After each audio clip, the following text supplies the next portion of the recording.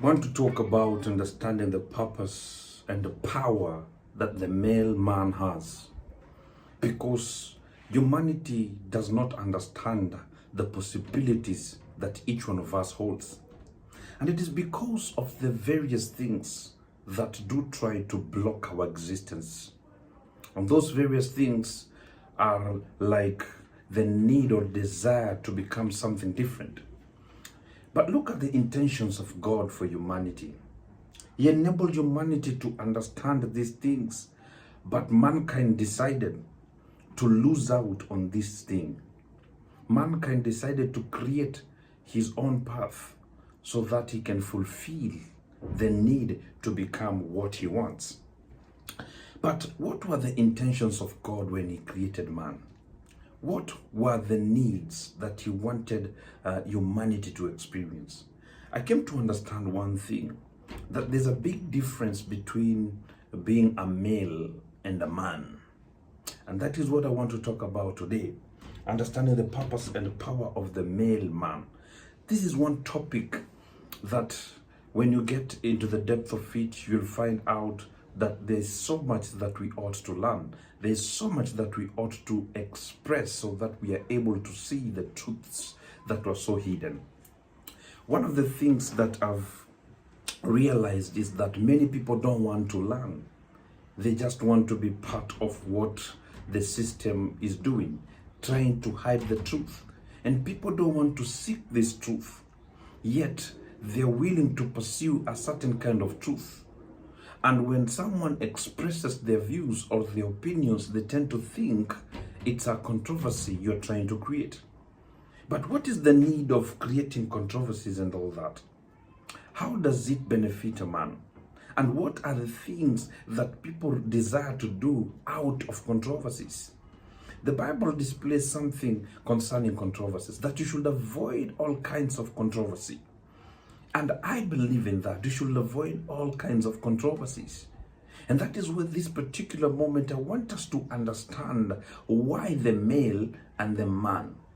Because God created the male. That is one thing that people should get to understand. The number one pursuit of a man here on earth, when God created him, was to pursue knowledge. And that is why many people don't want to accept the truth that is being spoken, because they have not been liberated. They have not been emancipated from their way of thinking. The Bible also tells us something, that be ye transformed by the renewing of your minds. Because a new message, when it comes to you, you have to understand that there's always a way to bring it out. But if you're not willing to accept this truth that liberates, then you'll continue being bound with what was. You'll continue being bound with the past. And you'll keep on thinking that these people or this person, whatever he's saying, does not fit to what I believe.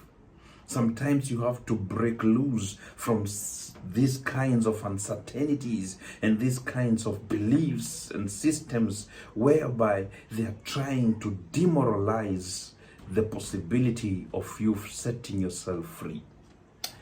You know, this very, very beautiful message, I just want to explain it so that we are able to understand. And that is why I came down, and this one thing hit me.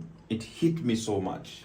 And I realized that it is important for us to understand what the Bible tells us. Let's go back into the book of Genesis when God created the man. You know, the Bible tells us that God created man in his own image. But there's one thing here that we need to see. God created man in his own image. The question is, are we all in the image of God? When we look at our outside appearance, are we all in the image of God? Do we look like God from outside? I tend to disagree, because our physicality does not represent God. What represents God is what is within you. The image of God is the Spirit of God in you. And many people don't want to accept this truth, because remember, we will all die one day. We will all perish one day. And when that day comes, the Bible tells us that we are going to be buried, that we are going to return from the dust where we came from, and the Spirit of God that is within us will go back. Let me read a chapter here. Let me read a chapter here. 1 Corinthians chapter 2 verse 11. For what man knows the things of a man except the spirit of the man which is in him? Even so, no one knows the things of God except the Spirit of God. Look at that verse. It is only the Spirit that is within you. And that very Spirit is of God. It is not of you. It is God who enabled this flesh to live. When we go back into the book of Genesis, we see that God breathed in the nostril of man. That is figurative. What did God do? What God did, he took a part of himself, because himself is life. So he took a part of himself and he had to put it in the flesh that he had formed out of dust. In order for that flesh to live, what we call the male or the female, in order for it to live, it required something bigger than what we could imagine. It could only take the hand of God. And God saw that the only way that this male body or female body can exist is when I live inside of it. And that is why the Spirit of God was poured inside of you. And that is why today you're living. That is why today you are existing. The Spirit of God is inside of you. Because your spirit, that very spirit, is the same spirit that God speaks to. Let us go in the book of Job, chapter 32 and verse 8. But there is a spirit in man, and the breath of the Almighty gives him understanding. That very Spirit of God and the breath of God. Breath translated is the same, the Spirit of God. That Spirit of God gives you understanding to know that it is God who lives in you. And many people don't want to accept this truth because there's what they tend to believe. They think that the image of God is our physicality. If we can all, in this whole world, we can be taken and be put together, then God looks like a monster. Can you imagine? But I want to let us know that the Spirit of God in us is the image of God. Because one day this body is going to perish. One day this body is going to go down to the dust. But that spirit that is within you, it is going to go back to God. It is going to go back to the one who did put inside of you. Hallelujah. Are you getting the point? Ecclesiastes chapter 12 verse 7. Then the dust will return to the earth as it was, and the spirit will return to God who gave it. Look at that beautiful verse. Then the dust will return to the earth as it was, and the spirit will return to God who gave it. Ecclesiastes chapter 12 verse 7. So when we say that we are or we were made in the image of God based on our physicality, we lose the essence of the matter. And we have to disagree with what religion has taught us, that we were created in the image of God. That statement is correct, but theologically it is not correct. Because the image of God is not based on our physicality, not by how we are physically. Because God is spirit. So God searched in the entire world and he found nothing that he can live in. And he decided to form man. Let me give you another thing that we can be able to understand. In the beginning, God created the heavens and the earth. Look at this. In the beginning, God created the heavens and the earth. In the beginning, God created. So, number one, we have to understand that there is the beginning. So, when was the beginning? That is one thing you have to ask yourself. When was in the beginning? The beginning was in the mind of God. The beginning was in the mind of God. So God created everything in his mind. He created everything, and everything was fashioned in his mind. The only thing that was required now for it to manifest was for God to speak, was for God to let it loose so that it can exist now. Because before it becomes physically real, it has to come from somewhere. And that is why God enabled humanity to understand these things, because these are mysteries. And it is not by power, nor by any other thing, but by the Spirit of God. Not by might, not by power, but by the Spirit of God. We are able to understand these mysteries. And that is why this moment I want us to understand that the power of God is upon each one of us. And the only way we can experience is for us to return to that reality, knowing and understanding that the Spirit of God lives in us.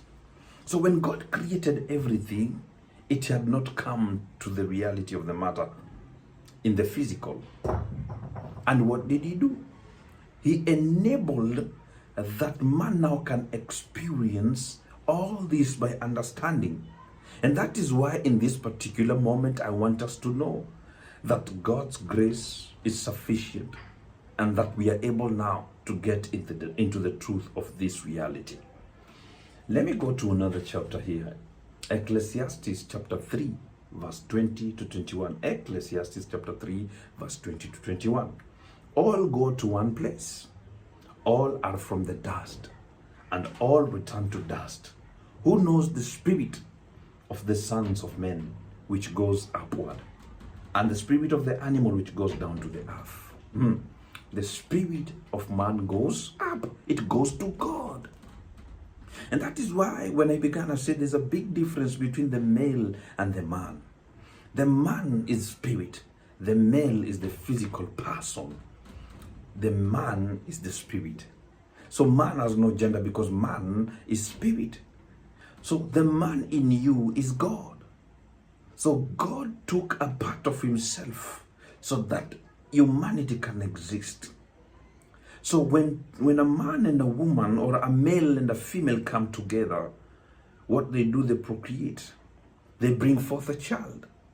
But this child comes to life because now the Spirit of God is within you.